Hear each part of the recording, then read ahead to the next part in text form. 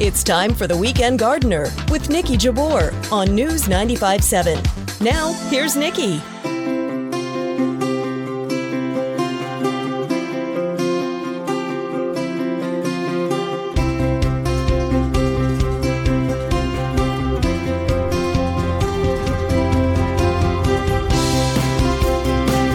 Good morning. Happy Sunday. And welcome to The Weekend Gardener. Thank you for tuning in today. We've got lots of fun for you. A special guest in studio with me now, hiding away, maybe tweeting. And if you're looking for something awesome to do today, the talented and amazing Linda Brooks, who wrote the inspiring book Orchestra in My Garden, which also featured a double album download, she is giving a free concert this afternoon from 2 to 4 p.m. in the Halifax Public Gardens in the beautiful gazebo. So many beautiful things to see down there. Go on in and take in that awesome concert today. So that's happening again, 2 to 4 in the Public Gardens. As for our show, we've got a jam-packed one for you. And in just a moment, I'll be joined by the incredibly talented and inspiring Neville MacKay. We're going to chat about beautifying our neighborhoods and communities, how good we're doing, a job of that here in Halifax. The fact that there's a new daylily named after Neville, and the upcoming Dahlia Days event at the Halifax Public Gardens that he, of course, is the headliner for. That'll be super fun. The 9th annual Dahlia Days is coming up. And then Neville's going to stick with me as we're joined in the studio by Sean Randall of Blomidon Nurseries for a fun segment. I don't know what we're going to chat about, but I have a feeling lots of things are going to come up. Sean is a fellow plant nerd and passionate about all things gardening, and he's then going to stick with me for a few more segments to offer suggestions on what to plant now to add color to your late summer and autumn gardens and landscapes, from trees and shrubs to perennials and annuals. In our final half hour, Joe Lample, the host of the Emmy Award-winning show Growing a Greener World, joins me from his home in Atlanta, but he just spent a week here in Halifax, going to Cow's Ice Cream, Salvatore's Pizza, and we're going to find out why he was here in Halifax, and you can find out more about his popular podcast, Joe Gardener, and YouTube channel when we chat as well. Don't forget to connect with us on Twitter today during the broadcast. My handle, Niki Jabbour. I know Neville, spoiler, who's in studio with me right now, and I would love to see your pictures, your comments, what's in bloom in your gardens. Tweet us. We'd love to see that. And let's get started, of course, because, again, I do have one of the most talented folks in Nova Scotia sitting in front of me. Neville MacKay is an award-winning floral designer. He's so known for his creative flair and talents, the workmanship, of course, that you'll find from My Mother's Bloomers, and it's why he's called That Bloomin' Neville. Is that why? That Bloomin' Neville? Is that said affectionately? He is also an expert, an entertainer. National, local TV, radio, print. He has a book, of course, which I have in front of me, Neville on the Level, Blooming, Arranging, and Living the Florist's Life, which is so much fun. And you can find him at My Mother's Bloomers on Creighton Street here in Halifax. And because that's not enough, he also speaks widely around the world and leads tours, which I want to talk about too. But welcome back to the show, my friend. Thank you so much for coming in today. Good morning. I'm exhausted just listening to what I've got to have done. I could have gone on the whole half hour just talking about what you've done. Well, you see, and this week. That Bloom and Neville thing, what they call me, that's just one of the many things I've been called, my darling. But that's a whole different story, whole different program. How are you? I'm great. Thank you for coming in. Great. Listen, first of all, thanks for the flowers. Thank you for the flowers. Very rarely bring me flowers. And Niki has brought me some beautiful. And it's so strange because we brought almost the same thing for each other. Some incredible amaranthus. This Love Lies Bleeding. It's just the way it cascades down is glorious. And that bronzy color hot biscuit is glorious. And zinnias, zinnias are insane. I love them. Marigolds. Simple, beautiful marigolds. And I think that Niki just says so much. When you look at simplistic flowers like marigolds and petunias and geraniums, it brings us back to why we do what we do. Simple beauty. All they want to do is bloom. All they want to do is bloom. They want to be pretty. They don't want to mess around or fight or have a lot of fuss done with them. Just leave me alone and let me be pretty for a little while before the frost takes me. And they are. And they are. And they're gorgeous. Gorgeous. It's so, we were both inspired by your arrangement looks far better than mine, and I'm going to tweet out some pictures during our first break. But you've got cool edibles in yours as well, which is so inspiring. Is this something you do a lot at My Mother's Bloomers? Do you mix food and flowers together? Well, fruit and flowers, someone asked me once, they said, do fruit and flowers go together? And I said, my darling, of course they do. I've been one of the two most of my life. But, of course, fruits and vegetables are what flowers produce. So it's a natural transition to use the two together. The old Victorian and Edwardian styles of design, the Della Robbia designs, all had abundances of fruits and flowers in them. partially because it's pretty and partially because that's what they had to work with. Right. So using apples and pears, and in this case, I've got green beans and hops and tomatoes and millet and I love the green wheat and all beans. sorts of things. Just put in it some mint as well because it's there. It's there and it's all part of nature. When you mix nature elements together, those textures and ingredients work great. It's like having a really good stew. The more you put in it, the better it is. Hodgepodge. Absolutely. Right? Oh my gosh. And the mint adds beautiful fragrance as well. And the hops, I love the fragrance of hops. So pretty. Yeah, you know, when it's fresh, it's Yeah. a lovely fragrance. When it starts to be fermented, there's a whole different story. But, you know, That's true. The hops are beautiful and they're wonderful to have in the garden. I love hops and they're such an elegant addition to design. We're seeing a lot of that used in European designs, and it's starting to work its way into North American design as well, in floral design, to be grown commercially. So we can use it as a floral element. Gorgeous. Well, I'm going to tweet out pictures of this on our break so people can see. I don't want to compare it to mine because mine's just a simple hand bouquet. Listen, I don't have a jam jar to put everything in because I'm on a diet, so I didn't have a jam jar, so I had to use something else. I have a lot of jam jars. That's all I have. Well, I have to ask you too. My mother's bloomers daylily in your honor. That's Imagine. Exciting. Congratulations. Do you know when I had the daylily named after my mother's bloomers, because I've got a dahlia named Neville MacKay as That's well, right. which is, and I thought, gosh, is somebody talking to my doctor and didn't tell me? Because usually that happens after you're dead or just about sick. But you know, it's such an honor. It's one of those giggle moments. You know, and Niki, I know you had many giggle moments because you're a very humble person. When we get a big accolade or something, you go, you're kidding, right? Because it's so cool, and you become that little kid that goes, really? And you're all excited. I can't believe it. But you try to hold your composure. Thank you very much. That's very thoughtful. And I'm quite honored. But you know what? I'm really humbled. I'm really honored. I'm really excited. I want to point out and say, look, that's my store. It's gorgeous, because too. it's beautiful. It is so beautiful. It's like a beautiful, beautiful, bright yellow, like a shining star. Gorgeous. That little bit like of you. creamy around the edge. Yep. It's lovely. It's a late bloomer like I was. So it's so great. And that's lovely to have. Of course, you're having Sean on in a little while. Talk about things that are great for the late summer, early autumn gardens. And this variety of daylily is gorgeous for that, as are dahlias, of course, because they're great this time of year. And a lot of daylilies are just about done now, and they're starting to, the leaves are looking yellow and kind of, not so great. But this is just starting to go into its bloom now. Really? Just gorgeous. Great big flowers and tall stems. So this bursts of yellow and a sea of otherwise sometimes not so yellow. Well, where can people buy it? Like, is it going to be for sale from the breeder? It will be. It will be in the next couple of years. Okay, It's just perfect. relatively new, so there's just a few around. But All right, that's exciting. We'll watch. I'll make sure you get one, my darling. Well, you let me because know so we can tell everybody when they can get a My Mother's Bloomer Day. Absolutely. I love it. And another thing that's happening soon for you is, again, 9th annual Dahlia Days. Okay, Dahlia or Dahlia? You're going to be my Listen, ultimate. I say Dahlia, but if you want to be a bit more pretentious, you can say Dahlia, darling. I say Dahlia. Me too. It's a Dahlia. Right. Come on, it's a Dahlia. Oh, look at that Dahlia. Oh, go slow, just darling. Let's have a Dahlia. Yeah. No, Dahlia. Come on. Yeah. But the Dahlia Days are spectacular. I know years ago. I was rooting around the public gardens, as we do as gardeners. We root around, have a good old look and see what's going on. Yeah. And we dig with our eyes and that sort of thing. And the Dahlias and the Dahlia Days, and I said, you should have me do something with these. What do you mean? I should do a demo. And they said, well, maybe you should. And guess what? Now I'm doing it. And I've done that for years. You're 9. I know. That's awesome. I know. It's crazy. It brings in, I've been there, I go and watch, I lurk in the back of the crowd, but it is a crowd. I've seen you. I know. It's a huge crowd that comes out to It's see this. It's a lovely crowd of people that come to celebrate the beauty of a flower and maybe learn a little bit about how to arrange these garden offerings. I mean, we have so many gorgeous flowers that happen in Nova Scotia. The dahlias and the Nova Scotia Dahlia Society, some of the best dahlias in the world. And I mean, we both traveled around a lot and seen a lot of different gardens and a lot of different offerings from different growers and breeders and producers.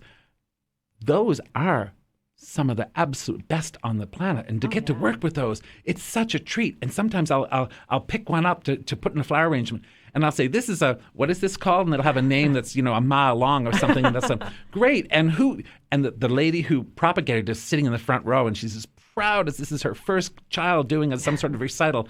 And I think, great. That's now, awesome.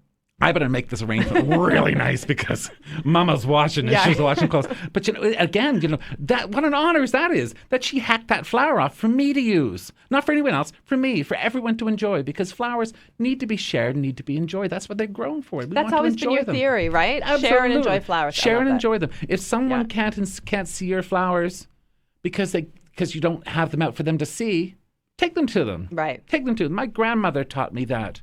Absolutely. Just enjoy them. Like these wonderful little taggets you brought in. Gorgeous. Yeah. Gorgeous. I love them. I don't have any in my garden this year, so how pretty is that? Well, I'm glad you enjoy them. I'm glad you like them. Fantastic, and the smell is glorious. And speaking of dahlias too, though, it's amazing how many are being bred in Nova Scotia. I know we've talked daylilies a lot over the years, but dahlias as well. The Dahlia Society is amazing folks. Yes. Creating beautiful dahlias, and you can buy some of those Nova Scotia bred dahlias and enjoy in your own garden. How awesome is that? It is awesome. I've had people from across the country and into the United States and the UK that said, I want to have, because of course I posted pictures of different ones from the public gardens in particular, where if you want to see some of the best representations of dahlias in the world, go to the Halifax Public Gardens. They're starting to bloom now, and they'll be great until the end of September. At least until they generally frost, are. which hopefully is far away. I know. It's just feel it this morning. It was a little chilly. It was a little chilly. I thought, that's a little cool, but you know what?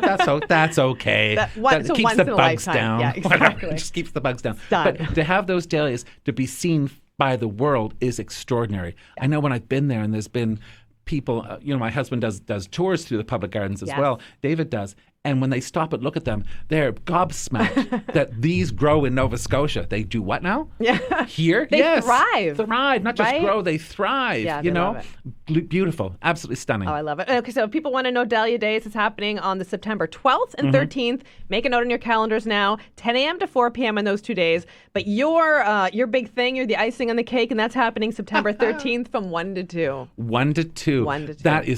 That's more fun than toast. And I love toast, but that's so much fun because you get to share love through the beauty of flowers.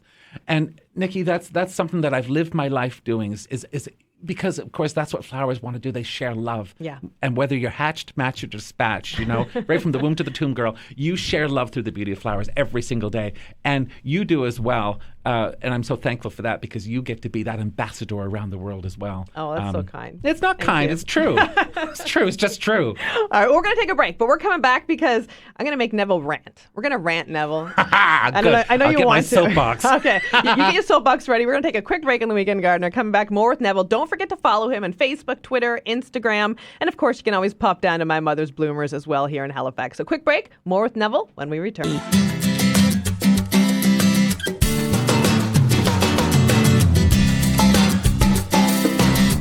Welcome back. I'm very excited that Neville MacKay is in studio with me today from My Mother's Bloomers. Find him, of course, on Facebook, Twitter, Instagram. And I just tweeted a pic of him out with his awesome book as well as his beautiful edible ornamental arrangement he created for me. Thank you so much. You're love it welcome. so much. And again, thank you for your flowers. I've been trying not to sneeze. Do you want an allergy pill? Do you know what? I think I might just have to do a little clearing going on here. Yeah. People make so much fun of me when I say I've got allergies to flowers. And I said, well, I do, but why are you a florist? Because Exotic Dancer was already taken. I love what I do, and I do what I love. And you're very, very good at it. And there are just certain ones that just like do the a amaranth. Little the amaranth just does a little bit too much. So what? Take a pill, up the dosage, open the window, do whatever you need to do, but enjoy those flowers. It doesn't matter to me. They don't last forever. Neither does a sniff. Exactly. Well, another thing, you think we need more flowers as well, because I think like me, you're a horticultural rubbernecker. Whenever I drive anywhere, driven or driving, I'm always looking at the flowers, whether they're municipality flowers or people's front yards or whatever. Exactly. I love to look. And it's good for inspiration. Yeah, it is good for inspiration. And sometimes it's good for inspiration, even when you see something that isn't good. And that's wonderful. Someone asked me, they said, do you mind if people don't like your flower arrangement when you show it on stage? I said, no. If they say it's awful, but they sit there and say, well, this is what I would have done, this and this and this and this, then they've learned something. Right. So, and I've learned something over the summer. I've learned that we have to, as a community, get together and do a little more to make our cities look beautiful. Yeah. When you go to other places, I'm not saying our cities don't look lovely. I'm not saying that, so stop it. Don't tweet at you. Don't tweet at me. But there's always room for improvement. Right. So let me just say, a couple of years ago, whenever we did those two new roundabouts, gorgeous. gorgeous. They filled them with wonderful plants. There was all kinds of perennials and wonderful offerings. Are those the ones downtown Halifax? Downtown Halifax, Yeah. by the Commons. By Agricola, yeah. Beautiful. Okay. Beautiful. And as well as the Armdale, that was always, had those gorgeous, they were really cool. There's some cool stuff in there. Well, down near the Rotary, they used to have Yeah. the giant palms. They used to have really big, interesting There's all plants. kinds of cool Yep. stuff. Yep. What's there this year? Nothing. Nothing? Nothing. Like There's nothing. grass Zero. or empty nothing. gardens? So they- Nothing. They mowed it. They did mow it over. Oh. So there was nothing there. And someone said, well, that's because of the... No, it's not. There's still amount of traffic go through. They just didn't do it. Right. Didn't do it. Right. So then, of course, the ones by the Commons on Agricola... Did they up their and game Commons- there? Please. It's a seedy, weedy mess. Oh, a no. seedy, weedy mess. In fact, some of the places around the Commons, where there's upwards of 100 people go to that Commons. There's a lot of people. There's thousands and tens of thousands go to Yeah, that Commons. absolutely. There was one, it's a beautiful bed now. They didn't plant it until the middle of July. Really? July? Now, come on. But the weedy mess at these roundabouts, what started it with, a tourist asked me about it. A tourist from, and they, mind you, they were from Nova Scotia, so they said, isn't Dartmouth and Halifax, aren't they all part of the same thing, the HRM? I said, yes, we're a blended family. Well, your cousin across the bridge seems to have more gardens than so over here, because Dartmouth, as we all know, has beautiful gardens and meridians and at the intersections. It is beautiful things, over there. wonderful parks and hanging things. Yep. Glorious. Someone pays for those and someone looks after them, someone does them. So now we see these two roundabouts that are just a weedy, seedy, wild mess. And don't tell me they did it for the bees, because they didn't. Right. Or they would have not mowed around them. They were mowed around the garden still. There's someone going in there and mowing it all up. Right. But there's just a weedy, seedy mess. And they could plant all sorts of beautiful things if they want something to grow for bees. Listen, I'm all for bees. Yeah. Absolutely. Yep. It's still got to look pretty. And bees do like pretty things. The prettier it is, the more they'll come. And it doesn't have to be annuals. You could put perennials, shrubs, Perennials. trees, low maintenance. Gorgeous. Yeah. Easy stuff. But no, they didn't. So, of course, when I squawked about it, So did you call the HRM and ask? I spoke to a couple of people. And I got the long. You should write an email. If you write an email and CC this and CC that and CC them, and that'll start a dialogue. I thought, you what? I'll start a dialogue. So it's going social. I'm going to put it on social media because I just want to know. Tell me what happened. Did you forget? Did you run out of money? Did you just not care? Right. I want to know, because it's embarrassing. When you have a tourist that brings it to your attention, that brought it to my attention. And it kind of stands and I thought, out. And we do see beautiful community beds throughout the HRM. Gorgeous. And even other communities. Gorgeous. And some of them are maintained, I know, by horticultural societies and garden clubs out in We have Tantallon. all sorts of them around. Yeah. There's garden clubs everywhere, horticultural societies everywhere. There's Dahlia clubs. There's all kinds of cool places, Yep. And groups and organizations. There's kids groups that would love to get involved in it. I mean, I know as a 4-H'er, that was a part of a project to have to do a garden, or there's Boy Scouts and all the little kids groups that maybe would like to plant that, That's true. Well, that doesn't sound expensive, city, but how beautiful would that be? And it might start a little bit of a competition going on between, I don't know, the Kinsman Club and the Lions Club, because they're doing one and someone's doing another. Right. And just do them beautiful, like communities in the garden, in bloom, that sort of thing. Or But highway cleanup. Everybody gets 2 highway kilometers clean- or a absolutely. kilometer. Yeah. Adopt a garden. Yeah. Some sort of initiative. And that's really got up my dress. It really has, Nikki, because you get one chance at a first impression. Right, that's true. I remember a million years ago, I went after the previous mayor, because the Welcome to Halifax sign was half down coming in off the Bay Road. Wow. And the old planter was all broken up and there's some weeds growing in it. So I went after him and I said, take it down or fix it. Mm-hmm. It looks terrible. Yeah. Oh, they took it down because that was easier than But it fixing probably again. looks better at least. Listen, you don't miss something if it's not there. Yeah. You don't see how awful it is. But if you see it, you think, oh, well, they just gave up. Exactly. And that's what's bad. So do it right or don't do it at all. And I imagine in your travels, because you do get to go to places like the UK, they treat gardening differently over there, of course. Well, absolutely. It's a sport. Yeah, It's extreme sport. Absolutely. So they do it right. And you go in a roundabout and the centers are glorious, glorious. Yeah. Oh, well, the weather's better. No, it's not. No, it's not. It's just different. Wet. Yeah. Different. You grow. And you, as gardeners, we know you grow what suits the environment that you live. Exactly. And if you want easy maintenance, listen, girl, we could plant a whole lot of easy maintenance, even if it's just a bunch of shrubbery.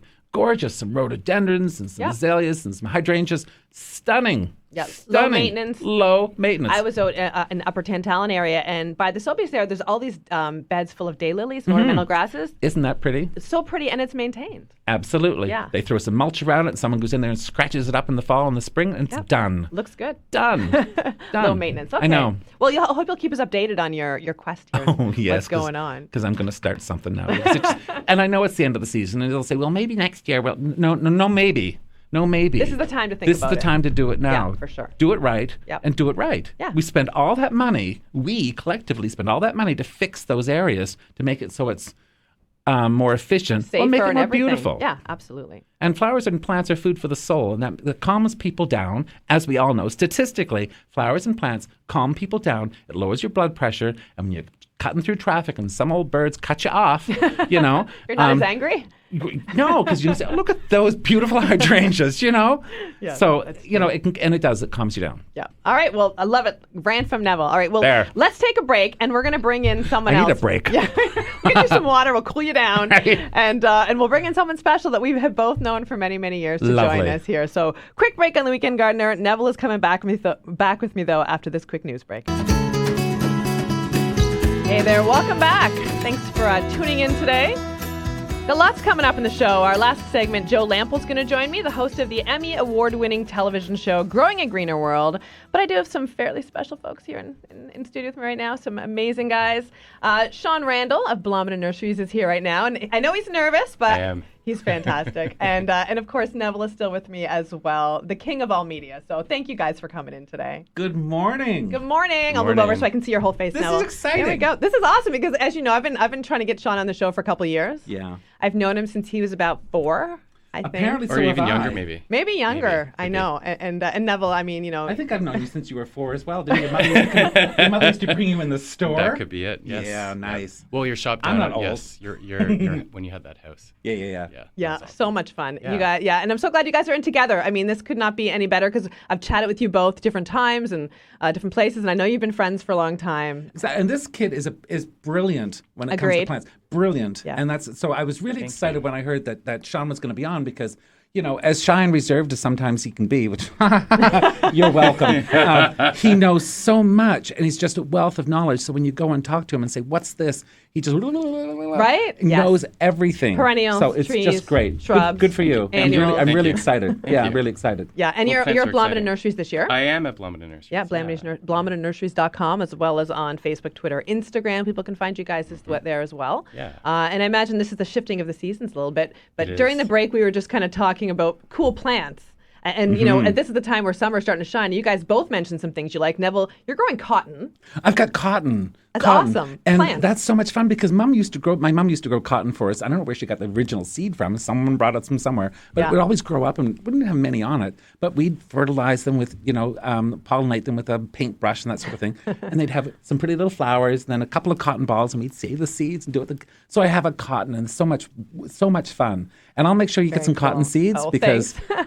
I bring them in as a dried stem so I can get the seeds for you. And Sean, you've got to get some seeds to grow for folks next year because it's Yeah, I a think next novelty. year. And I think that's what's coming on too, Niki, is there's such a novelty approach. People want to see those textures and different things. I know just from different varieties of plants that are coming out. That And it makes a great Sean house had plant mentioned. as well, like an Beautiful. indoor plant. Really interesting. And Beautiful. you both know how big indoor plants are right now. Yes, they're huge. Huge. Right? They are the thing to have, my darling. Aren't they? Yeah. And I'm always seeing on social media feeds of both Blomidon and, of course, my mother's bloomers, the cool stuff you guys bring in. And I got to say, I like it. It's very tempting. Yeah.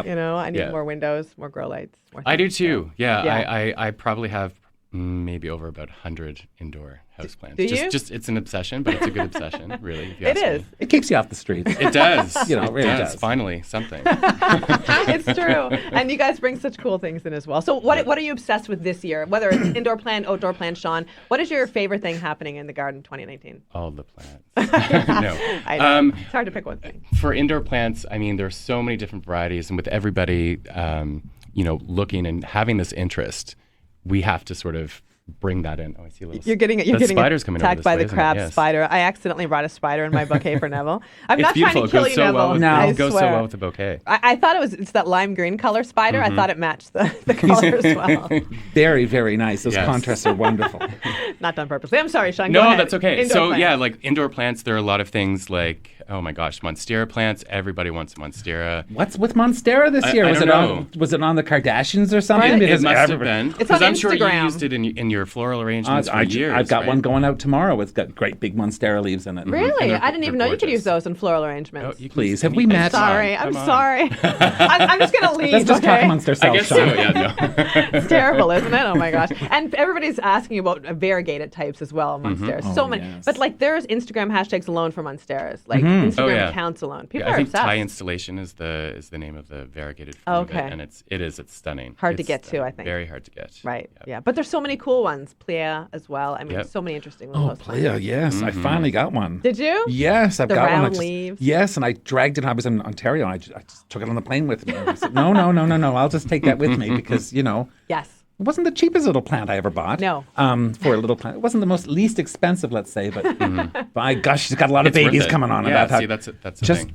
reproduce, my darlings, All because I've those got lots puppies. of people that wants them. I totally thought you had one. If I had known that you didn't have one, I would have given you one of mine. Oops. Yeah. I have one now, but thank you very much. You're there, very there are other plants that you have that I will certainly take you Okay, up on. perfect. Yeah. We can do that. Yeah. And the sedum craze as well is, Yes. yeah, I don't want to say it's out of control because I feel it too. I love it. You go in a nursery or a garden center and it's just sedums everywhere. Every size, color. Is that just a seasonal thing? Some of them are hardy. Most of them are not. But they do make nice host plants if you have lots of light. There are Yeah. a few that are quite hardy as well, and it's just like you really don't see them until now. Yeah, So yeah, they yeah, haven't yeah. even started to show their color. That's They've true. just got buds on them right now. Yeah. So in the next few weeks, you'll start to see those rust colors, the pinks and the reds, and they're absolutely There's some gorgeous. beautiful raspberry ones now. They're glorious. Yeah, And yeah, even yeah. the foliage color now, Yep. there's some that are burgundy. You don't just have that typical green.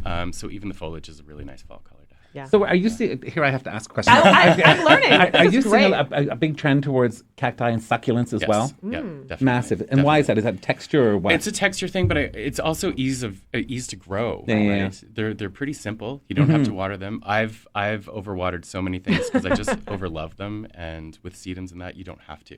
They I just store got- so much water. I just got a in the jelly stems bean and sedum. that. Oh, nice. Oh, nice. Yeah, So fun. people light up. I don't They're fun. have one. It's so cool. I Yeah, love yeah, it. yeah. But I've got some little babies coming, so Nice. I can share. Well, Perfect. and you will. Everyone, you heard that. Yeah. Someone said to me, this was a long time ago, and I just wanted to just say this because I thought it was really fun. They were saying about caring for, especially things that are easy care, like succulents and cacti and that sort of thing.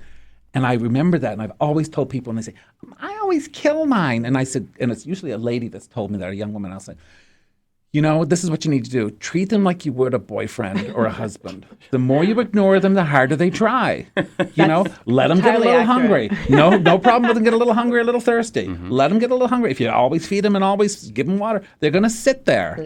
And eventually they'll just rot. So let them get a little hungry, a little very thirsty. true, And actually. that's the thing, ignore them. Ignore them and they'll the best try way. harder. Yeah. Yeah, Absolutely. it it's works true. for me because I never Yeah. water mine. Maybe once a month if I think about it. When I think of it. Yeah, but when I think of it, just very often. No. Yeah.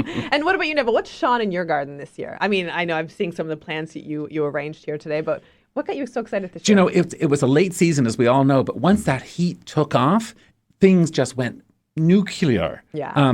We grew a lot of passion flowers this year. Really? And we brought a lot in just to sell, and people look and say, well, they're pretty, they're kind of small, and they're not inexpensive. Wait, put them out. You watch and see how they grow.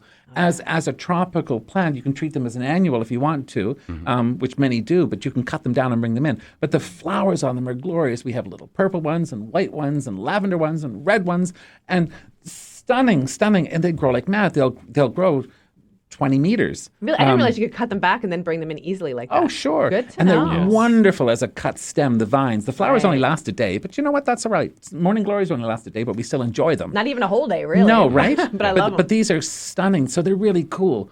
Between that and the cotton, and then Sean and I spoke off air about the pumpkin tree. That's really Yeah. cool, Yes, isn't it, Sean? It's super cool. Yeah. Pumpkin on a stick. And pumpkin on a stick. Well, so this is an annual plant you put in your containers? Yes. Okay. Yeah. What's it look like? Oh goodness, thorny. That's what Yeah. it looks like. It Sounds is. good. It's quite a tall plant. The leaves on it are larger than your hand. Thorns on top, thorns on bottom, thorns Which is up the weird. stem. But Cool. just beautiful. Just an abundance of fruit on it that look like pumpkins. Neat. They start off green, they turn to an orange and red color, so it's perfect for fall. Okay. And you can just cut those off, put them in fall planters. Are they native to Brazil or somewhere? I think it's a South American thing, isn't it? Probably. I'm not 100% Yeah, sure. I but think Cool. it's down that way somewhere. Something that's because- kind of hard to find, but when you do find these special, and a lot of nurseries are bringing in specialty plants now, because everybody's jumping on the host plant, interesting plant bandwagon, and I love it. Exactly. It's very dangerous for people like me. Well, it can be, and I know for me as a florist, I'll see these things come in as a cut stem, and I think, wonder if those seeds are going to be any good. It looks like it's ripe, and so you try them, and they grow. Really? And they grow, and that's how a lot of times I'll get a new something or other, and it'll either, as my mom always said, you'll either grow or do the other thing. Yeah, So that's true. Sometimes you let something go to seed. I let my callas go to seed this year, my green goddess calla, and I've got dozens of green goddess. Who knew? Oh, wow. That's Who knew? amazing. I didn't So- know. Yeah. I didn't know that. Y'all can have a calla lily if you want. Because Alrighty. and a Sounds good. stephanotis grew from seed. Okay, Who wow. knew? Yeah. So And Help ourselves. as a florist, we see trends come and go, of course. What was the big trend this year with people, like whether it's a bride bouquet? What are the flowers that everybody wanted? the big trend, and of course, that's a seasonal thing too. So when peonies were, if you didn't have a peony, there's something wrong with you. And now it's dahlias or dahlias. Right. But the big trend is foliage. And I've been saying that for the last 10 years now. Listen, put greens in your bouquet. You put greens, greenery, because that's coming up. That's coming up. Right. And if you do it 10 years ago, won't you be still in trend? They won't look as like, obviously you got married back in the 90s. Right. Because now it's such a big thing. So we're seeing that loose area, like you shut your eyes and gathered as many flowers as you can. I mean, the bouquet that you brought in for me, that's a bridal bouquet because that's just a mess of flowers that you've gone and gathered, like they used to do back in the day. Back in the day. When that's all they could do is pick a bouquet of wildflowers and hold them. And so that sort of natural comfort, almost peace sign hippie stuff going on is really in. So lots of natural greenery, lots of natural elements, and some unusual things. So fruits and vegetables and bits of grass and mint and herbs and all this. That's a big deal. And that's what's going on now. There's hops in that one. Do you see the hops? Yeah, and there's mint too by the looks of it. Yes. Yeah, Neville put mint in there that's blooming. You got the stems curved around. I love how you do that. Cherry tomatoes. You curve things around and you don't just arrange them in like a vase or anything. You really add architecture to your design. Nature does that already. So whenever, and again, I go back to what I've seen some of the things that Sean has done at Blomidon.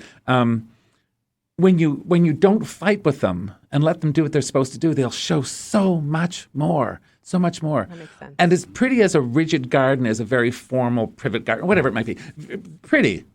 But wasn't that nice? Look at that. It's an ombre of colors, or it's a pink and whatever. Yeah. But you keep going. But you see that hodgepodgey old English garden effect, or that wildflower, and just or sometimes when I see when you post videos and pictures of your gardens, Niki, and there's something here and something there, and there's a flower and there's a color, mix. and it's just and where awesome. it lands is how it grows, and if that's supposed to crawl over to the left, it's crawling over to the left, and that's when you emulate that in floral design and in your garden plantings and in your planters and in your home, and that's what's so pretty. It's like having a group of house plants in the house. Yeah. I want to put them all, mix them all up. Let them have some fun. Let them enjoy each other's company. And that's what they do. Yeah. You And get a lot I of love texture too. Texture is a massive deal. Yeah, you can do all greens, but have so many different textures, which is wonderful. That's a big trend now, isn't it? It is. Yeah. Big trend. Yeah, I love the touch. Like I've been planting in my fall planters now. The touchable grasses, the purple, Nice. the long panicles, the bottle brush flowers, so pretty. Yep. I like to plant, we've got little gardens around the store, a lot of different scented herbs that when the children come in, I'll say, come on, I want you to just try all these. Just because, we have to grow with a new generation of people that are enjoying what we do and how we do it and why we do it. So here, smell this. That smells like Mummy's adult drinks. Oh, yeah. That's mint, dear. That sort of thing. And it's just so much fun to see them. We're here, have a tomato or eat that bean. Oh, yeah. And they go, wow, really? Yes. And a lot of these kids have never seen that sort of thing, which is a real shame. But, it makes you feel good that you can educate them. Yeah, my little 3-year-old neighbor comes over to the garden and she just eyes light up at the sight of tomatoes. and she just goes on and eats. She'll eat the that's tomatoes, awesome. she'll eat the cucumber, anything, and it's so exciting. Isn't it? It's so exciting. Yeah. I love it. I know. Only because my teenagers now poo-poo. Don't eat my flower arrangement until you get home. All right, that flower arrangement is not going to be eaten until I get home. I might, because that I'll keep tomato Sean looks away. quite ripe. Doesn't So, it, though? Yeah, it looks great. And the beans, I assume Scarlet Runner beans. They are scarlet runners. I love that. I'm gonna take a bunch of pictures of this and share it later so everybody can see it on my Instagram stories and everything too. Sean's still playing with the spider. He's coming my way. Yeah, he really Look at likes that. you. I'm sorry, Sean. No, it's okay. Yeah. I'm It's not Frank. afraid of spiders. Oh, so. good. Frank Thank is his name. goodness. Hello, Frank. How are Good, you? my daughter's not here because things would not be good. All Yeah. right. Well, we have to take a break. And Neville, thank you so much. You are a treasure. Listen, this has been brilliant. And, whenever we get, like I say, get to share love through the beauty of flowers and plants and all things growing, it's a wonderful thing. And, to be inspired, honey, girl, there's no one more inspiring in this country that I've ever listened to. And I've listened to a lot. I'm not too kind, not too kind. This is the truth. This is the truth. I've said this, and I'd say that to the world. When I said, I'm going to be on with Niki Jabbour. Niki Jabbour! Oh, my God. That's my mom. That's my mom. It was your mother. No, no, but I mean, it's so cool. And to have that opportunity, my darling, kudos to you. And there are countless people that have gotten so much better in this world at what they do because they want to try something else because that kid can do it, so I can too. Why not, Agreed. So you give it a go. What's the worst could happen? You always got next year, right? And there's always next season. Well, speaking of next year, you've got a tour lined up for next year. Oh my God. That Sean and I are going to want to go on. Give us that pitch, man. I am wound up like a $3 watch over that because I get to tour some of the gardens of the UK next year. Sean. Taking a series of folks on a tour of the UK to the UK. I even stutter thinking about it because we go through some of the RHS gardens. We'll have tea in a couple of the gardens. We'll go to Hampton Court. We'll do a Wilmsley. All those different ones in through the Midlands and the Cotswolds. I can't even pronounce those. I but I'm know excited. it's so excited. cool. Highclere, the whole works. And people can go on this with you. Yes. Like yes. Can you imagine Absolutely. going on a tour? We need to go. Right? Yep. I can't imagine. Wouldn't going that be on a tour. fun? It would be June. wicked. Oh my gosh! Early June-ish? We're talking June. We're talking Okay. June and maybe again in late August, so we can catch the wow. two seasons. Yes. Two of the seasons anyway, because I mean it starts. We were thinking even late end of May in England because that's like middle of June, 1st of July here. So Bulb it's, season. It's so cool. It's going to be so much fun. Well, how so do much people fun. sign up? Once the information's Contact me. available? Okay. Oh, that will be everywhere. Yeah, Facebook, Twitter, Instagram. Oh, that'll be everywhere because All right. that has to be shouted to the world. I mean, the only downfall is you got to spend like a week with me or so, 10 days. That would be the Really? icing on the cake. Tough. I know, Right. and I'll be Right. doing floral demonstrations, that sort of thing on every night, or talking about a specific flower, and each of the places we go has a guide that will walk us through the gardens to talk about a Nice. specific new variety and plant and that sort of thing, and I just have to watch that people don't stuff their pockets with cuttings and seeds because You'll be doing it. yeah, don't put it in there, they'll find it. This is how you hide the plant. No. Never. Never Neville. No, it's not worth it. All that stuff will exactly. come here eventually. Yeah. And if it's not going to come here, it's not supposed You're to be gonna here. bring it here if And it's that's the coming. thing. If it's not supposed to come here, it's not supposed to be here. And that's why you rely on places like Sean and the folks at Blomidon and the other places around our country to bring the things in when we're ready for them. True. And I'm not a big proponent. I don't like to. I don't know if that was the right word. I don't like to bring things in from other countries. Or see them in until I know they're ready to be here. Mm-hmm. So let the professionals do it that know what they're doing, Yeah, true. And say, well, this is a new variety, give it a go, and then okay, now we have it. That's great. Yeah. Good. And if it's going to work here and grow here, then that's when we should be growing. And if it's only supposed to grow over in certain places of the world, go and visit it there. That's a good idea too. Absolutely. Yeah, we should plan Nikki, some thank you awesome so much. That was Thank you, that was Neville. so much fun. Sean, thanks a lot. It's great to Thank see you, you. kiddo. It's great to see you too. All right. We're going to take a quick break, then coming back more with Sean from Blomidon Nurseries.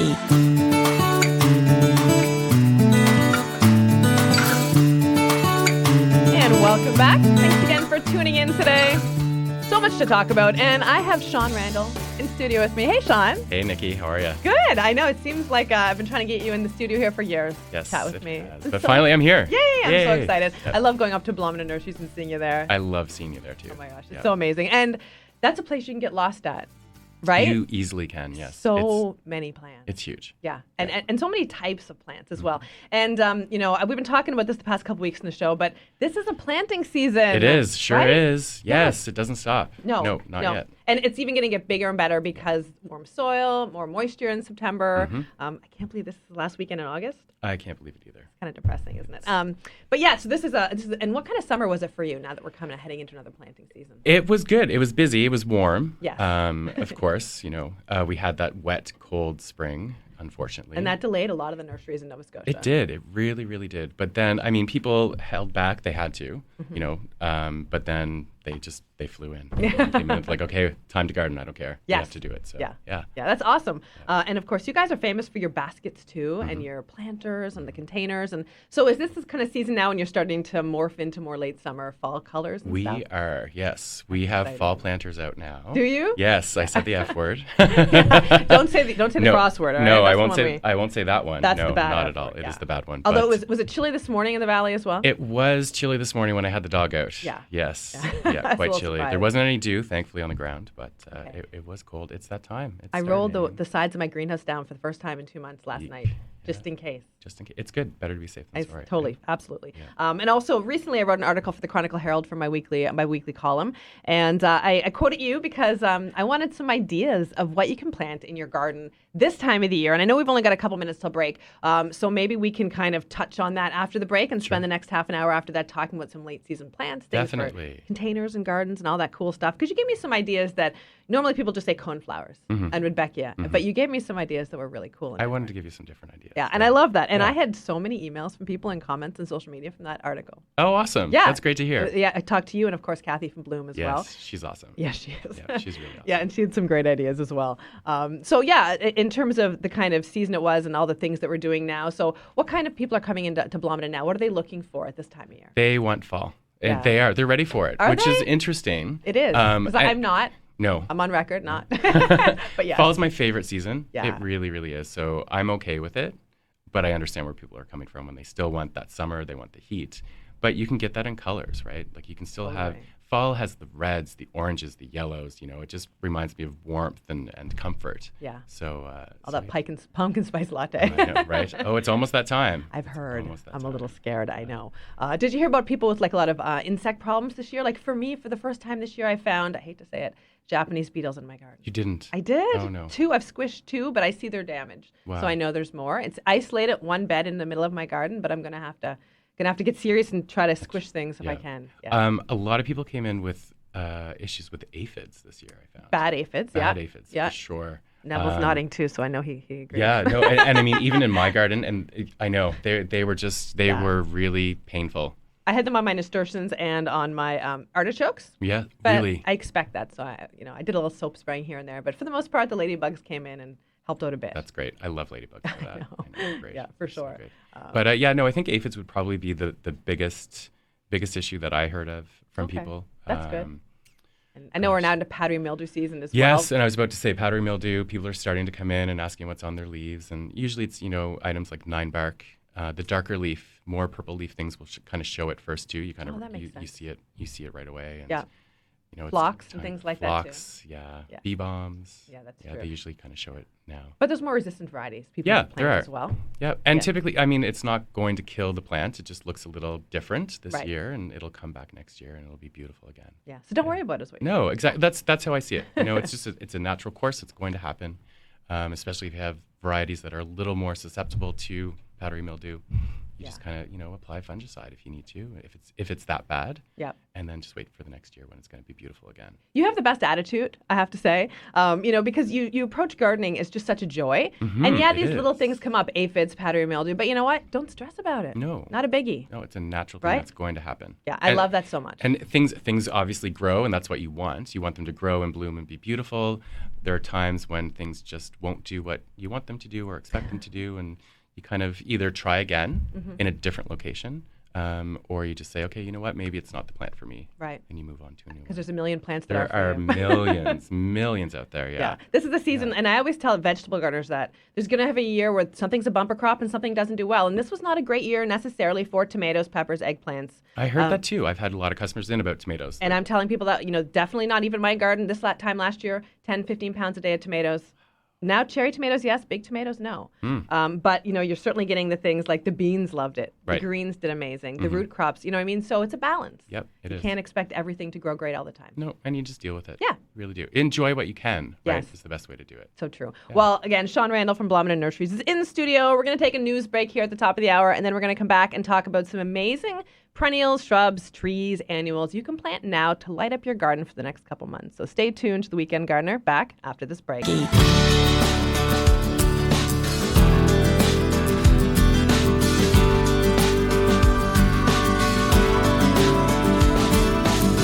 Welcome back. Happy Sunday.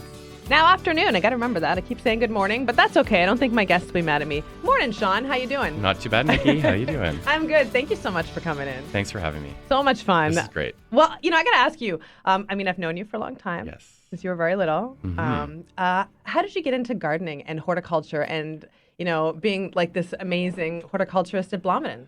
You're going to laugh. Well, one of them is you, in all honesty. Oh, I don't know about that. I remember when I was in high school and I didn't know what I wanted to do for university. Yeah. And I said, okay, I've got to talk to Niki to see, I knew you had gone to the AC. And the old Nova Scotia Agricultural College, now Dal Campus. Yes. Yeah, a great place. I recommend it to anybody. It's Love wonderful, it. wonderful, wonderful. Yeah. So you got me into the start sort of with that in my education. My sister's godparents, actually, really, Margie and Joe Power, they're wonderful people. They have a place down in Prospect Bay. And they garden all the time, huge gardens. And I think that was inspiring to me. And my mom too, mom gardens, she's more of a low maintenance gardener. So I sort of got to see the sides, what you want for high maintenance or if you want something for low maintenance. So I kind of learned at an early age that way. And you and I both grew up in the city. Yeah. And when I went to the agricultural college, I didn't know anybody else from the city there. It was, a lot of people like studying farms or veterinary or plants, but they had grown up in the country. Yeah. And I didn't know I could study horticulture. Nope. I had we no were idea city it was an folk. option, right? we were down here, downtown city folk. We didn't know we could study horticulture. So to me, it was so exciting when I realized, and I already just finished a degree at Dal, and I I was like, I can study horticulture in Nova Scotia? Wow, how awesome is that? Yep, exactly. Yeah, so it's amazing. Well, we've got the place for it, right? We totally do. I think this is the best place in the world to grow plants. Mm-hmm. Yeah, it is, definitely. Yeah. Definitely, 100%. Yes. We have all the seasons. I mean, some are shorter than others, it seems at times. Some are longer than others, but no, it's good because you get to see every stage. Yeah. Yeah. And I love it. And so it's a great place to grow plants. And we're morphing into that. We didn't say the F word. We're not going to say. We won't. So we're going to. It's still summer for another. Is. It's not summer for another month or so. Yep. So let's talk about some plants now that are awesome for this time of year. Because again, you can plant anything now. But if you have some maybe empty spots in your garden where you don't have those blooms for this time of the year, what do you suggest people plant? Number one right now, if you want to go with something, Montauk Daisy. They're my favorite. They're just so low maintenance. They grow like a shrub. They have really juicy, succulent leaves on them, and a bloom on them like a Shasta daisy. So, the white petals and the yellow centers. They're not even in bloom yet. So they're a super late bloomer. They're great. I love them. Liatris. I have Liatris that I let seed in my garden, so now they're everywhere. So pretty. Yeah, they're gorgeous. Cantus gay feather, I think it's called. And yes. It's purple and white. Purple and white. Is there a pink too? Not to my knowledge. Purple and white. I would love to see a pink one, though. Right? Cool. For some reason, that was in my head. But there's also, it's also super pollinator friendly. It is. The bees love it. Yes. Even my allium. Like I have I have that Millennium allium. You know how much I love Millennium allium? It's fantastic. gosh. I also have Medusa, which is great too. It kind of curls when it grows, and it's a later bloom. Like it's just starting to open up right now. So it's kind of, you get the earlier alliums, then you get the Millennium that's going on right now, and then this Medusa one's going to be a little bit later too. And is it more pinky in color? It is. And more okay, you know and what? Smaller. I have that one too then. No way. Cool. I thought it was another Millennium I bought, but obviously it was mislabeled because I've noticed it's pink. The stems are a little more curly. They are. Yep. So they'll straighten out. And then they'll open up and bloom. And it's almost ready to bloom. And I thought, well, my Millennium's just finished. So that's funny that this one is just coming into it. And I had the opposite. I thought I had Medusas, and one of them was a Millennium. So I'm happy. There we go. Right? Didn't happen from Blomidon, okay? No, there was no mix-ups there. No mix-ups there. Never. No. But you guys do have so many perennials. We it's do. A ginormous section. All of the perennial houses. Yep. It's a wonderful It's beautiful. place. I drool every day I walk through there. Right? It's wonderful. Yeah. And it's it's so tempting to bring everything home. But it's almost like my own garden when I'm at work, really, just because there's so many beautiful things. And there's always something in bloom there. Yeah, for sure. There's always wonderful things. So that you have the section with all the wooden tables people can look at, but then there's all these hoop houses you can wander through as well. There's a shady one if you've got a shady area. Everything's arranged and organized in a way that makes it easy. Yes. I find, which is awesome. We try. Yes, we try. Because it's difficult, right? Yeah. I mean, we're so busy that we try to help everyone that we can, but we also try to help with signage too. Yes. And knowing that, okay, this location's going to be shade, this location's going to be sun, butterfly friendly or deer resistant or something like that. So it's great. Yeah, and late blooming. I just bought some New York Asters. Nice. Or sorry, New England Asters. New England Asters. New England yes, Asters. They're coming out now too. Yes. Yep. So beautiful this time of year. Pollinator friendly. Butterflies, bees, everything. Yep. Crocosmias are great right now too. The hummingbirds are loving them. They're loving them in my garden right now. They're going in and out, and you just see them going between that and the feeder and everything. So it's great. The hummingbirds are fun to watch because they look like such a beautiful, sweet little bird, but they're a little aggressive, you know. Yes. Swoop if there's in another and go around, around. Yeah, they are fun to watch for sure. The dog watches them too. So he's a bird dog, but a hummingbird dog, I guess, at times. So he'll just watch them zip by and everything too. So that's awesome. So that's a great plan for hummingbirds and late season. Definitely, Yeah, definitely. I love those. And I know you're a grass fan too. I love grass. I mean ornamental grasses, of course. Yes, that's right. I should be a little more specific. Although it's legal, that's what I'm saying. But yeah. No, ornamental grasses are fantastic. I have some giant silvergrass in my garden, and I love it because I leave it through the wintertime. Me too. And then in the spring, I cut it down, let it dry, peel it back, and then I make trellises. Oh, really? From Yeah. the stalks. So they're about 8 feet tall. Yep. So they're great. They're a great support that you can use, and you're using something that you grew yourself in the garden.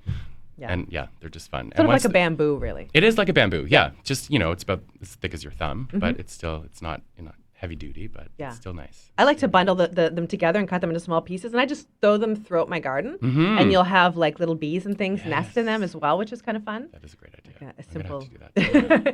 instant Thank you for insect that. hotel. You're welcome. It is. Yeah. And that's what it's about too.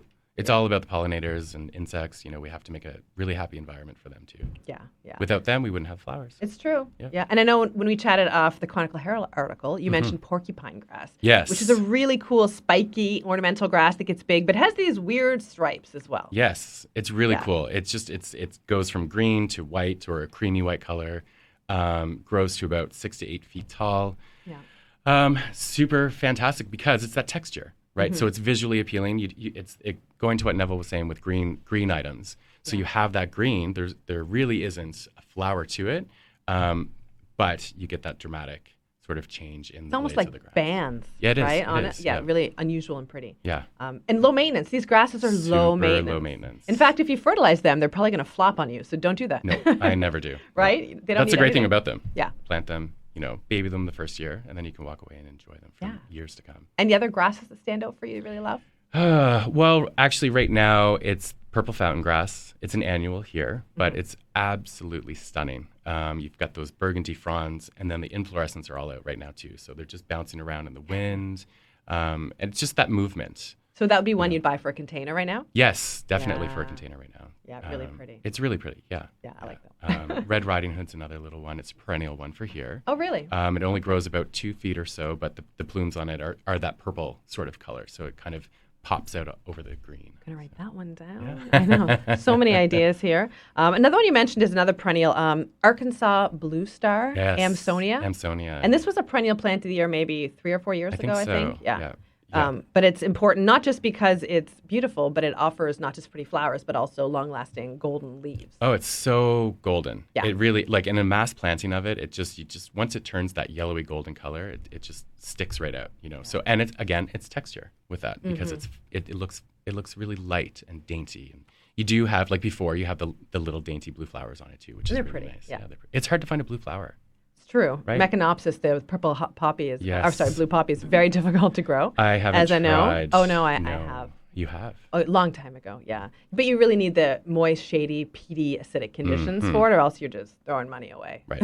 They're beautiful to look at. They are very beautiful. I'd appreciate to them look in anyone's garden, that's for sure. I have seen them in the Halifax Public Gardens in bloom. Oh. Yeah, there's always some there, and a beautiful garden in Kingswood always has them too. Oh, so nice. I sneak down and take pictures. Nice. Yeah, so pretty. And what about shrubs? Like, so I know perennials are great. I want to talk about some more annuals you can put in your containers, but shrubs and trees that offer interest for the late season. Burning bush. Yeah, Definitely. It's a classic. Yeah, it is a classic. Everybody wants one. They're stunning again once they start to turn that red. Yes. Like it's just a brilliant red. Easy to grow as well.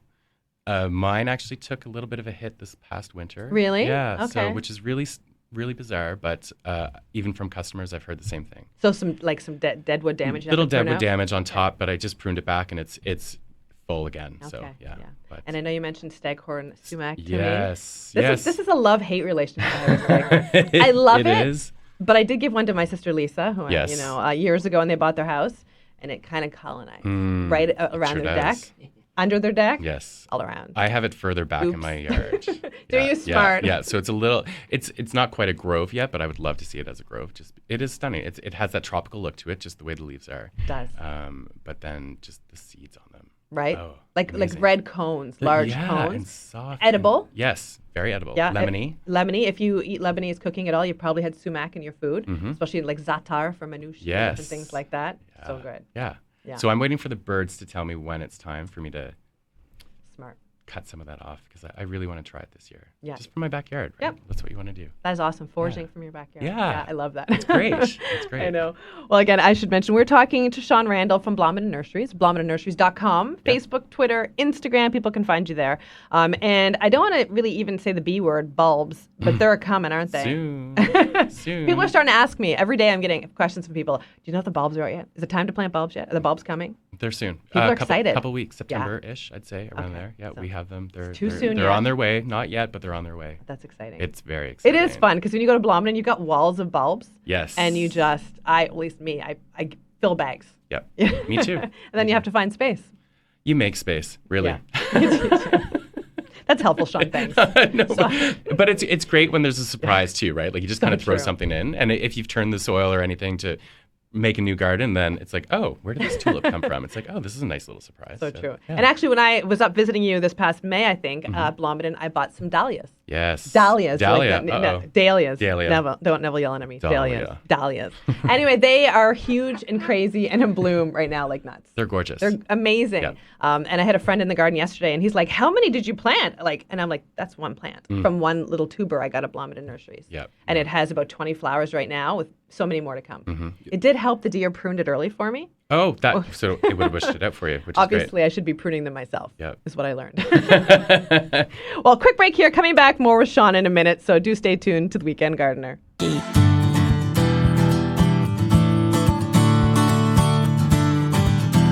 And we are back. Thanks again for joining me today. We're having a garden party inside the studio. Lots to talk about. I have Sean Randall here from Blomidon Nurseries with me. He might be eating, though. I was, yes. Sorry. No, I'm done. I The finished. Sun Gold tomato. Yes. Do you have a favorite tomato? Sun Gold. Okay. No, definitely. There you go. Sun Gold. It's And funny. that cucamelon, I had to eat it right away, too. You love the I cucamelons? love them. Yeah. Well, those plants came from you. Thank you. Remember when I picked them up from That's you? right. Because I grew way too many, but our late start to the season set my plants back.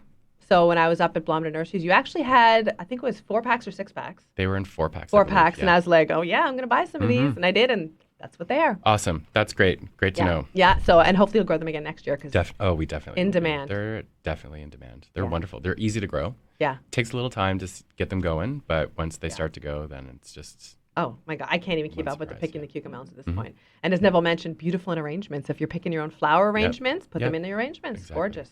Yeah, and those peppers are spicy. those. Just so you know. Great. I love Maybe- spicy oh, good. stuff, so that's wonderful. You take a bite now, you'll be like, These sun golds, though, are my favorite. I think you introduced me to them as well. They're just so juicy and sweet, and they're amazing. I plant them in with my perennials. Really? So as I'm watering and doing stuff, I'll stop and I'll just eat.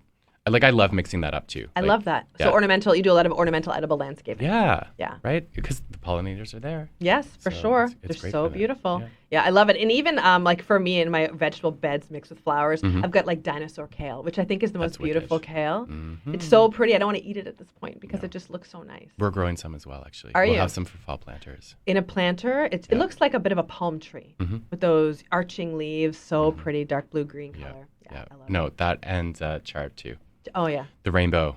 Yes. So for fall, it's great in a planter as well, just Yep. because you've got those bright ribs of red and orange and yellow, and it screams fall. And it goes until hard frost. Yeah. Yeah. And longer if you have a little protection. If you have it in a Exactly. greenhouse or under a cold frame or something. Yeah. Love it. Yeah. So what else are you putting in your planters? Because, a long time ago, we just plop in a mum and that was it, you know? But there's other options now. There's so many things, as you mentioned, some of the kales and chards. What else would you put in a fall planter? Oh, goodness. Well, like mums, definitely, because they're traditional. Everybody wants them. They're beautiful. They are. They're easy to take care of, too. And they just, again, it's that autumn. You've got the great autumn colors with them. Yeah. Potato vine is good in them as well because you've got those chartreuse greens. You've got burgundies. Artemisia. That's really wonderful in them, too, because you've got the silvery kind of gray-green color with it. And the texture. Yeah, right? it's all about There's so many texture. different types and varieties that you can get, different textures with it that way, too. So. Yeah. And asters, and there's some really dwarf rudbeckias as well that are annuals. I know some are perennial, some are annuals, and I'm never sure which are which.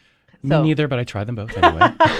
Some are more tender, I guess. Yep. And some of the colors of them, the oranges, the rusty, like reds and burgundies, they're so beautiful. Celosias, those are another great one too. To get those fall colors, they're really great in arrangements. And they look already like dried flowers.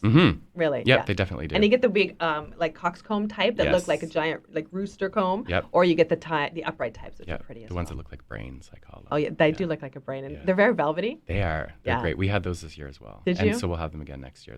They're just so fun and great cut flower. Yep. I grew them last year as a cut flower, and they got huge. It was the best I've ever had. This year, they did nothing for me. I think it was the slow season, Maybe. the wet season. They might need a set little them back. longer period. They're a heat lover, I believe, yeah.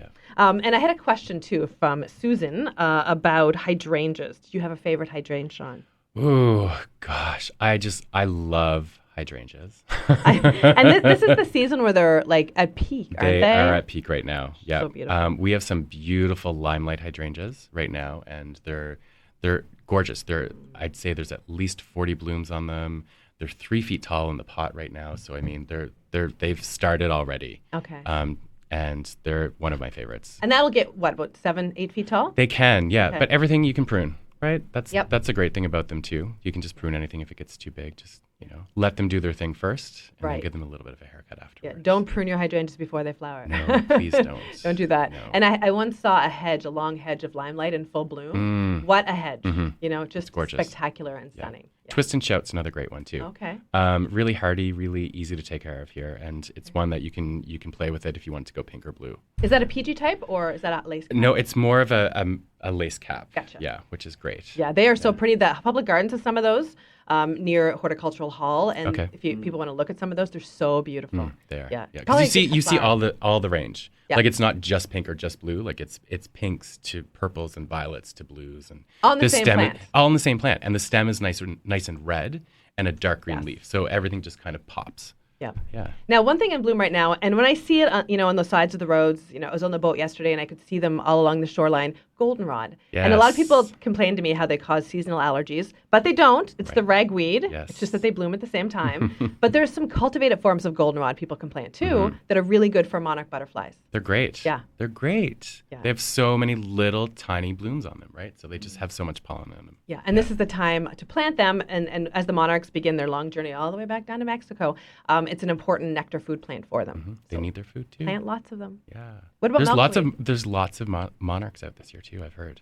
I- Everyone's talking about them. I've heard too, but I haven't seen any in my garden. I saw one fly over, but and I was in there. I'm like, come on, Come on down. Didn't stop. No.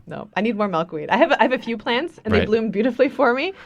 There's no monarchs. I've only seen a few in my garden because Have I you? only have one milkweed plant currently. Okay. I actually have a couple that I'm going to be planting soon. Yes. Because they're gorgeous.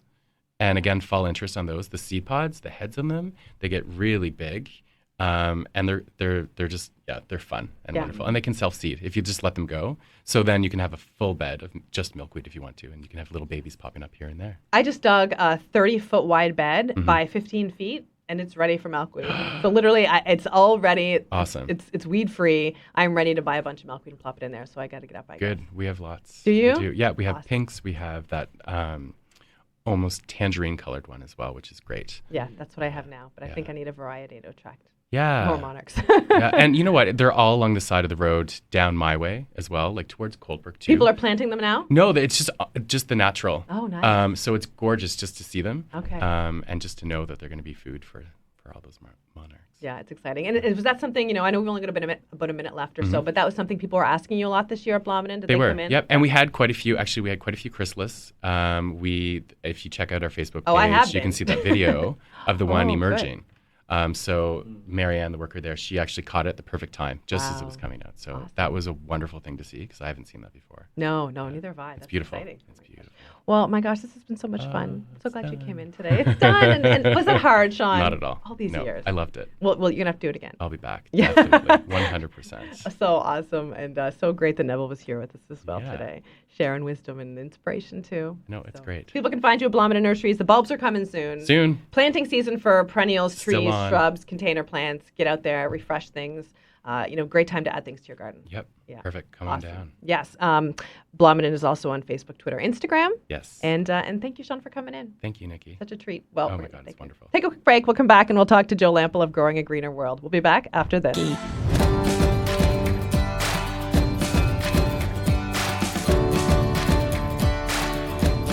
Happy Sunday. Welcome back to the show. Hope you're having a fantastic day. Well, I've had a busy week. I had a very special guest in my garden this week, and I'm very excited that he was able to join me today on the phone as well. Joe Lampel is the host of the Emmy Award-winning show Growing a Greener World on PBS. He's also, he's also the brains behind JoeGardner.com and the inspiration. And tens of thousands of people connect and follow with him every week on Instagram, Facebook, Twitter, and of course you can listen to his podcast. You can catch him on YouTube. He's probably the busiest person I know in the gardening industry. Joe, how you doing this morning? Fine, Nikki. Thank you very much. I'm glad to be here. It's good to talk to you, and I have to say it was a real thrill to finally spend some quality time with you this past week. What a joy it was, and we had a great time. We got a lot done, by the way. We got a lot done, It was so much fun. It was great to have you, and of course, your director of photography, Carl, up here as well in Halifax. Yeah. Even though you kind of got stuck for a while on your way up, and it's not my fault, though. Yeah, I know. We lost a whole day, which, darn it, I planned extra time just to have extra fun with you and see Halifax, and we got robbed of a whole day from the crazy trials and tribulations of traveling cross country with a lot of equipment and weather and so forth. I know. Well, I'm glad it was worth it. I'm glad you guys got here and all in one piece, as well as the bags eventually arriving. That was good. Yes, and you are a great host, by the way. My goodness, you spoiled us. So, I don't know about that. Well, you were. Thank you. I'm so glad you guys got up here. I know people can find you at JoeGardner.com, and that's the place to go to find the podcast, lots of videos, as well as YouTube, of course, too. Joe Gardner. Yeah, Joe Gardner TV on YouTube. And you've got dozens and dozens and dozens of videos on so many gardening topics. So many. I know. Right? It's hard to say. Yeah, no, you're right. It's, just when you think, what else could I write about or think about or film or talk about?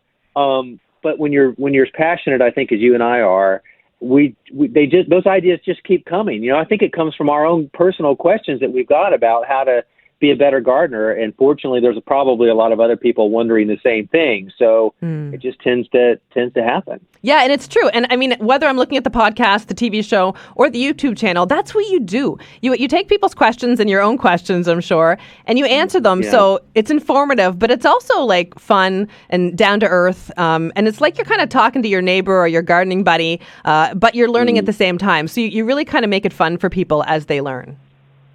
Well, thank you for that. But I do aspire to want everybody to be as engaged and as enjoyed as much as I do. And I think we all learn from each other. With gardening, as you know, Nikki, you can never know it all, no matter how much you know. And I think that we can all contribute to that shared learning experience, especially through mistakes, Yes. And I certainly don't mind making them. I've been gardening for like 40 years, but I'm all for the next big mistake. Bring it on, because I'm not going to let it go without learning from what happened and why it happened. So true. I couldn't agree more, and I make them all the time. Yeah. But I want to talk about the podcast because I can tell you love it. I can tell you have so much fun with this podcast. And how long have you been doing it for now? Well, I was one of the early pioneers with podcasting back around 2008 when podcasting was just becoming a thing and most people didn't even know what it was. I love technology and I love audio. And so I jumped in there with both feet and paid a guy a few $100 to learn how to do it. And I took it from there and I ended up doing 3 podcast series that had a relatively short lifespan because they are so labor intensive. It wasn't, of course, for lack of information or topics to cover. It's just that, man, it's a lot of work, and you got to be consistent with it. And so I put it on the shelf for a little while because I got really busy with the television show and the rest of my gardening life. And but then I decided 2 years ago, I'm getting back in big time, and I'm not going to miss a week. I'm going to do it every single week, and I'm going to bring great guests in, and I'm going to ask the questions that I want to know on behalf of everyone else. And that's what happened. And now it's reaching a 1.5 million downloads and one of the top rated podcasts in the world. And I do love it. And it is still a labor of love, and it is still a lot of work, but I do have help now. I do have a team behind me, which makes all the difference in the world. It's just getting better all the time. Oh, it totally is. And I've listened. You've got 118 episodes at this point. It's the Joe Gardner Show. People can find it wherever they listen to podcasts, but you've got, I love too. I just downloaded the most recent one, which I think is fun. But for example, a few recent topics. You've got understanding tomato diseases and how to deal with them. You've got understanding hydrangeas, pruning, blooming, color forcing, and more. Again, it comes back to that, helping a gardener understand the topic so they can be a better gardener and understand their plants and maybe how to put it in the right spot, how to prune it, how to take care of it.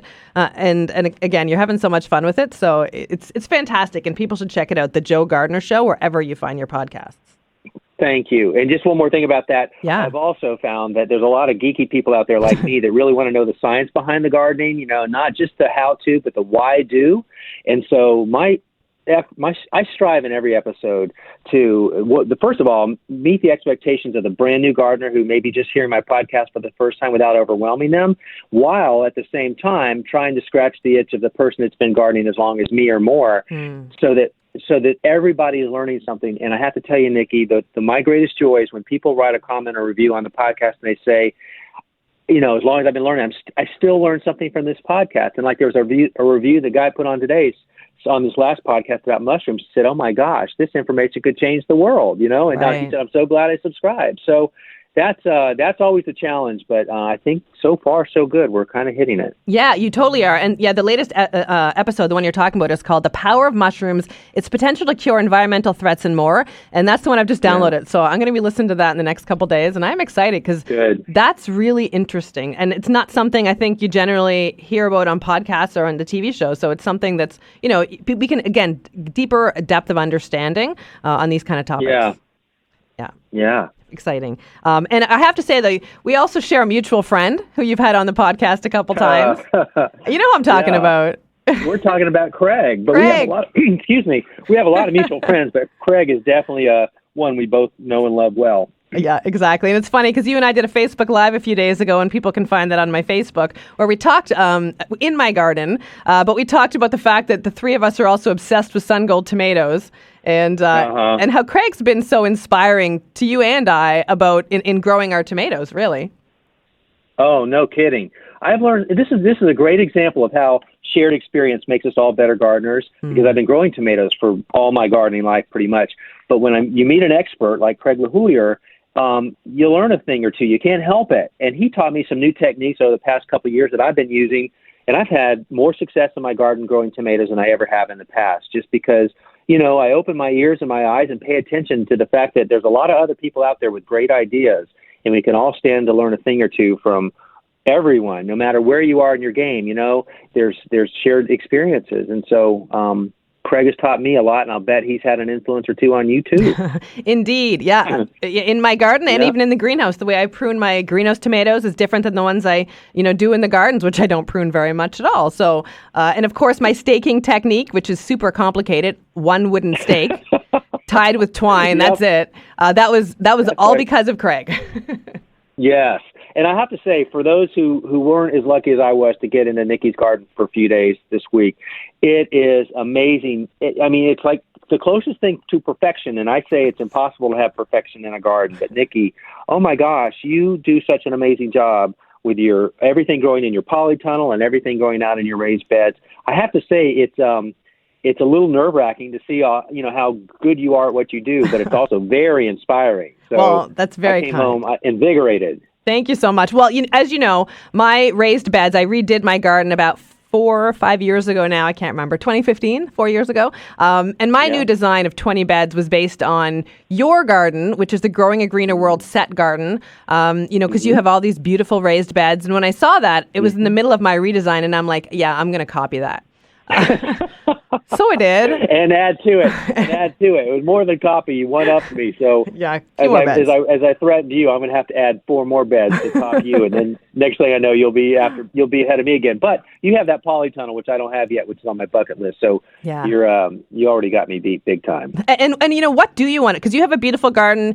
Maybe you can tell us a bit about it and the raised beds, and then maybe tell us what do you want to add to your garden? Like, what is the next step for you to kind of, what are your future goals for the garden? Yeah. Well, my beds are made of untreated cedar. They're timbers, 6 inches by 6 inches. So they're big, long beds. Each bed is either 3 or 4 feet wide and 12 feet long. And so when you stack those 6 by 6 timbers, I have 3 layers. So that's 18 inches high. So as far as the perfect size for me, boy, I just love the height of those, and I love the width and the length. So it works well. And they're laid out perpendicularly, so when the deer walk by, they're very confused, and they don't quite know what to do if they got in there, even though the fence around it is only 4 feet tall, which is, a walk in the park for any deer that wants to get over 4 feet. That's nothing. But the configuration of the garden inside, because of their depth perception and their fear of being in confined and tight spaces, I think is what's been my secret for why they haven't come into my garden. So far, so good. 7 years in. Amazingly, the deer walk right by it, and they have not jumped in yet. And of course, now that I've said that, they'll be in there tonight. But yeah, that's the way it works. It is what it is, right?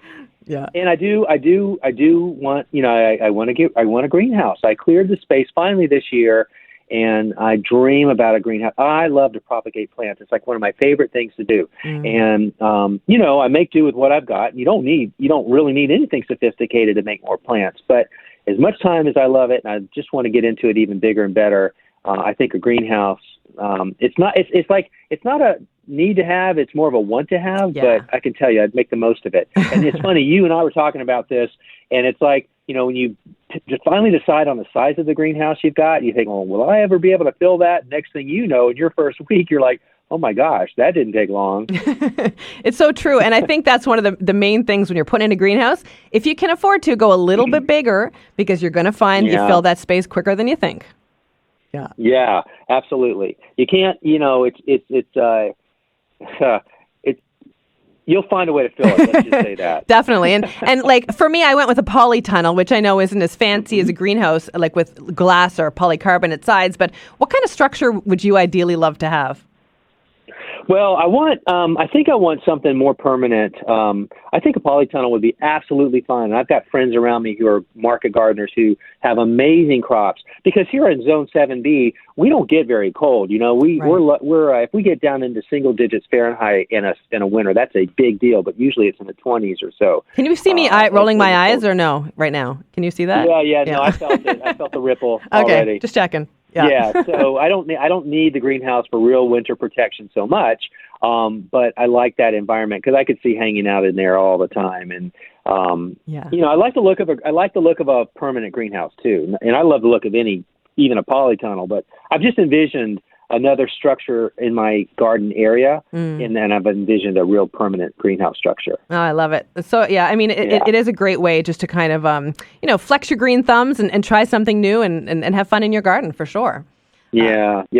Well, let me ask you, you have raised beds again, like I do. We just chatted about those. Yeah. What do you do to encourage the soil, like to promote soil health? Because I know you've talked a lot about in your podcast, the TV show, how soil is everything. So what do you do for your soil? Yeah. Okay. Yeah. So I when I added soil into these raised beds, when I built the frames, the first thing I did was I used about 50% really high quality topsoil. So what is topsoil? There's no real definition for topsoil, but it's that decomposed matter around the top of the surface of the soil that is richest in nutrients. And so you got to find a good source for that. And that may be the hardest part, because for me, 50% of the bed is good quality topsoil. But I did find a source for me, and it's all local to where you are. You got to look.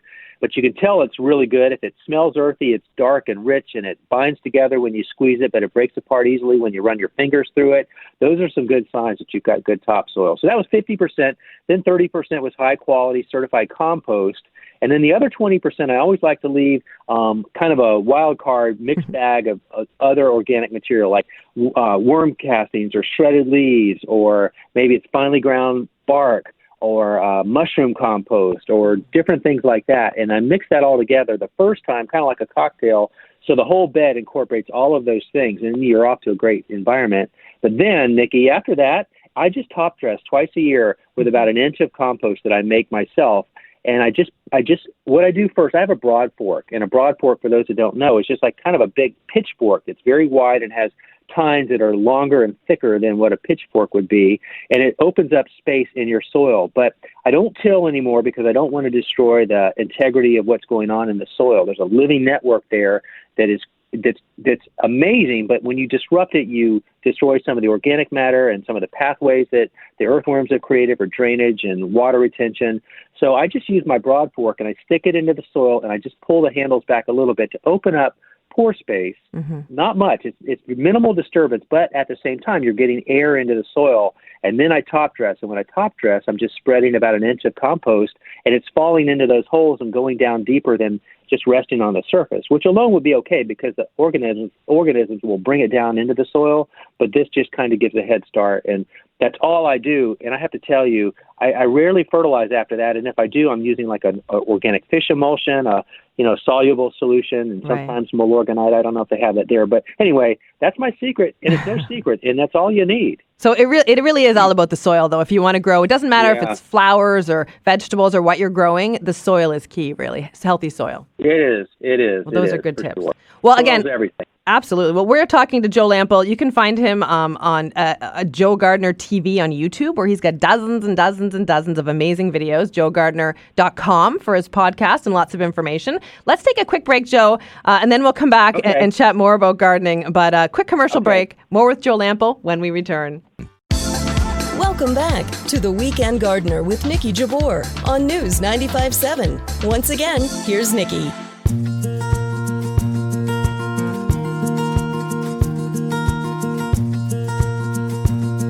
Welcome back, and thanks for joining me today. This has gone by rather quickly. It's been a bit of a garden party here, and if you missed anything, don't forget you can catch the whole show on the podcast on News 95.7 later. I'll share it on Facebook, as well as I'll share Joe's YouTube channel link and his podcast link, so you can access all that super easily. But of course, you can also find out lots of information about Joe Lample at joegardner.com. And of course, he's also the host of the Emmy award-winning television show, Growing a Greener World. And Joe, 10 years. This is year 10 for the show. Congratulations. And you were Thank you. You were our wrap-up. I mean, talking about finishing with a bang, Niki, you were our last episode of season 10, which is huge. It's been a wild ride. I mean, it's not over, but man, oh man, I loved how we ended it with you. That was fun. I'm so honored that you guys, made your way up to Halifax. You've been threatening for years, but you finally did it. Yeah. And I'm so glad you did. What a good time. Niki, the thing about it was I've wanted to feature your garden for a long time, but getting it's a lot harder than people realize when you're traveling across to a different country. Yeah, for a television show, the equipment and the paperwork and the red tape and it's just a different story. I appreciate you and Carl and all the team at Growing Greener World TV for doing that so you can get up here big time, because I know it wasn't easy. Yeah. And I appreciate it. Halifax loved having you here, that's for sure. We had so many people. Well, as you know, you and I were tweeting during the week, sneak peeks, and people are like, is Joe here? Is he in Halifax? Is he doing any public appearances? Everybody wanted to know and meet you and see you, so we should have probably planned something, but... Time was short. Next time.